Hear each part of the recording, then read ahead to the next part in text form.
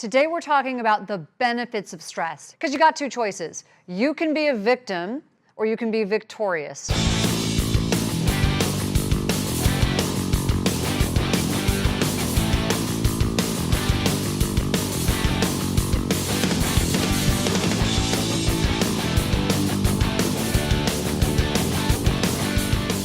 So I asked my community what some of the challenges they were having on the program are, and stress came up very high on the list. So let's talk about stress. Did you know that in some studies, it turns out that it's your thoughts about stress that determine whether or not it's negative in your life? We're not getting away from stress. Stress is everywhere. We all have it at different stages in our lives. You know, it comes and goes, it ebbs and flows. It's how you cope with it and how you see stress that matters. So in one study, they actually showed that how people perceived stress determined whether or not stress killed them, whether or not they died from stress-related, say, illnesses. And people who saw stress negatively died 30% more frequently from stress-related illnesses than those who did not. In fact, the people who used stress to help others did not have an increased death rate at all. It was 30% or zero. So that's pretty powerful. Another study from the University of Buffalo actually showed that one of the reasons that this occurs, is because of something called oxytocin. So fascinating. We are pair-bonded species, right? So we are a bonding creature. How we reach out to others under stress, or how we help others who need us when they are under stress, makes a huge difference in how we cope with stress. So we should be reaching out to others and helping, and we should be reaching out to others when we need help, because it releases something called oxytocin. Oxytocin is that bonding chemical that actually, even though it's a stress hormone, it's a hormone that settles down some of those negative stress hormones that has a positive effect on your heart instead of a negative effect on your heart. So oxytocin is a major player in how you handle stress. And so when you reach out to others to help you through the process, it's going to make a huge difference in your response to stressful situations. It's why we say you need a tribe, right? Because we all need help at times in our lives. Warriors actually learn to use their acute stress response in a very positive way. So I practice martial arts, and one of the things that you learn is this adrenaline response that we get when we're under stress, when we get scared, when we get nervous. It's normal. It's there for a reason. It's there to tell us something, to either warn us or let us know that something's coming. Most of us have learned to use it in some negative way. We get scared, we shut down, there's the flight or fight. And so as a result, it has this negative effect on our chemistry.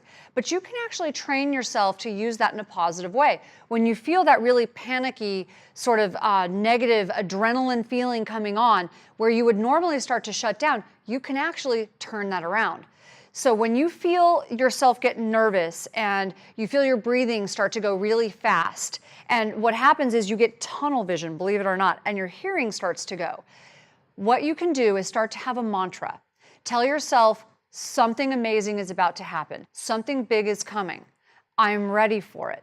Then take a few big, deep belly breaths. So from your belly, you want to take some big, deep breaths. That will settle down that response, believe it or not, and look from side to side. You need to break that tunnel vision.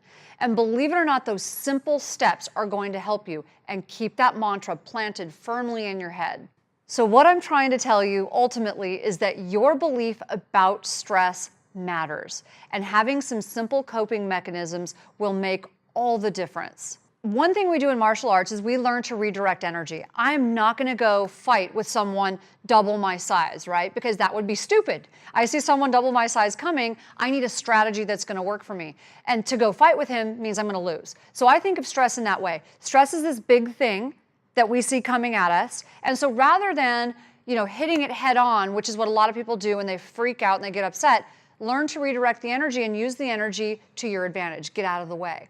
So use that energy to do something positive. You can go help other people. You can learn what you can from the situation. So learn something positive from it. Figure out what not to do next time. Figure out a strategy or a simple plan. And that's going to really help you in this process of not feeling like you're just fighting stress head on. Reaching out to others is one of the best things you can do when you feel stress. Helping others is one of the ways that you can also help yourself, but reaching out, don't be afraid to reach out to friends in your community. It's why we have the tribe we have. We just know it works. We see it every single day. So reach out to the people who love you, who you know are going to be there to help you. And if you don't know that you've got people like that in your life, it's time to start cultivating them. It's that important. And the last tip, and probably one of the most important that I do on a daily basis, are meditation and killing the ants or automatic negative thoughts that come into your life and just steal your joy. You've got to learn how to talk back to these thoughts, sort of like a teenager does. This is so important that in our new books, The Brain Warrior's Way and The Brain Warrior's Way Cookbook, both of these are authored by myself and my husband. We put together the best of both of our work.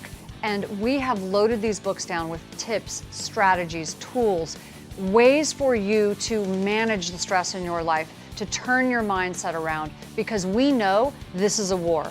And we are going to teach you how to win the fight of your life. You can't afford to give in to this fight. We know it. Join us. Become a brain warrior today.